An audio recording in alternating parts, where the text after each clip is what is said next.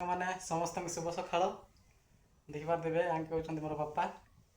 ଆଉ ମୁଁ ବର୍ତ୍ତମାନ ଗାଧେଇ ସାରିଲି ଆଉ ଏବେ ମାର୍କେଟ ଟିକେ ଯିବି। ମାର୍କେଟ ଯାଇକି ମାର୍କେଟିଂ କରିକି ଆଇବି। କାହିଁକି ବୋଲେ ଆଉ ମୋର ଛୋଟ ଦୋକାନ ଗୋଟେ ଅଛି। ଦୋକାନରେ ସାମାନ କିଛି ନାହିଁ ତ ମାର୍କେଟ ଯାଇ ଟିକେ ଦୋକାନ ସାମାନ ଟିକେ ଧରି।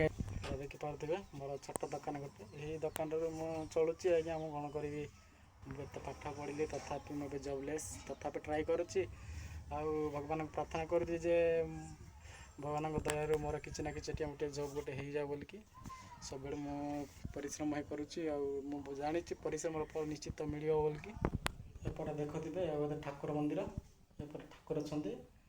ଆଉ ସବୁବେଳେ ଠାକୁର ପାଖରେ ମୁଁ ଗୁହାରି କରିବି କି ଯେ ମୋତେ କିଛି ନହେଲେ କିଛି ବାଟ ଦେଖେଇବେ। ଆଉ ଏତିକି ଅନୁରୋଧ ଯେ ସମସ୍ତେ କିଛି ନା କିଛି ମନରେ ରଖି କିଛି ପରିଶ୍ରମ କରି ଚାଲନ୍ତୁ। ନିଶ୍ଚିତ ଠାକୁରଙ୍କ ଦୟାରେ ନିଶ୍ଚିତ ସକ୍ସେସ୍ ହେବେ। ଦେଖନ୍ତୁ, ବାଏ, ରହିଲି। ଆଉ ଗୋଟେ ବ୍ଲଗ୍ରେ ଦେଖା ହେବା।